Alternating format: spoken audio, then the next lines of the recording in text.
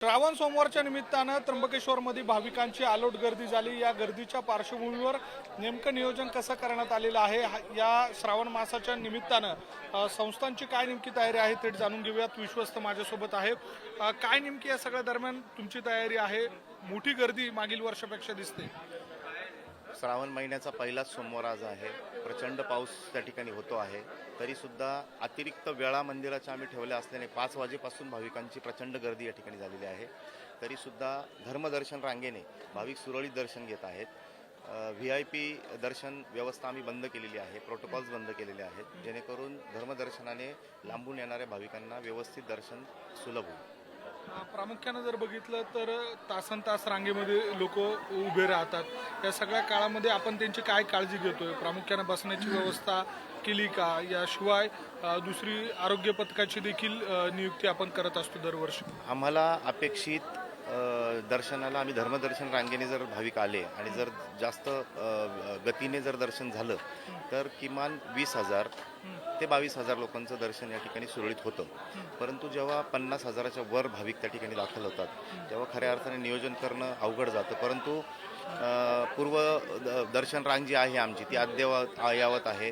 ते air ventilation टाकलेले आहेत, रांगेमध्ये बसण्याची व्यवस्था आहे, पाण्याची व्यवस्था आहे। त्याच्या बाहेर जर रांग गेली तर तिथेही पत्र्याचे शेड तात्पुरते आम्ही टाकलेले आहेत। दर्शन घेऊन बाहेर पडल्यानंतर देखील गायत्री गेटच्या बाहेर, एक्झिट गेटच्या बाहेर त्या ठिकाणी पत्र्याचे शेड आम्ही टाकण्याची व्यवस्था केलेली आहे। त्याच्यावरती जर भाविक आले तर कदाचित कधी त्यांची गैरसोय पण होते। परंतु मंदिर प्रशासनातर्फे अधिकचे होमगार्ड त्या ठिकाणी अपॉइंट केलेले आहेत। त्याचबरोबर MSF गार्ड आमचे डबल ड्युटी करत आहेत। आमचे कर्मचारी देखील रात्रंदिवस जो वाढीव वेळ आहे त्यावेळेस देखील व्यवस्थित त्या ठिकाणी ड्युटी करत आहेत आणि भाविक आनंदी आहेत। हर हर महादेवाच्या गजरात भाविक दर्शन घेत आहेत। या सगळ्या काळामध्ये पूजा नेमक्या कशा केल्या जात आहे?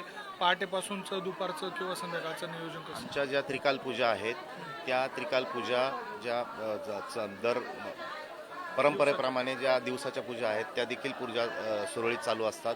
त्याचबरोबर अधिकची एक सजावट आम्ही गाभाऱ्यामध्ये केलेली आहे। संध्याकाळची आरतीही व्यवस्थित होते। एक उत्साहामध्ये, एक श्रावणाच्या या पर्व काळामध्ये उत्साहामध्ये भाविकही त्या ठिकाणी मोठ्या संख्येने त्या आरतीला उपस्थित असतात आणि अतिशय व्यवस्थित कार्यक्रम होतात। एकूणच आपण बघतोय की हे विश्वस्त आपल्यासोबत होते पुरुषोत्तम कडलक। त्र्यंबकेश्वर देवस्थानच्या माध्यमातून होणारी जी गर्दी आहे त्या गर्दीच्या पार्श्वभूमीवर नियोजन करण्यात आलेलं आहे।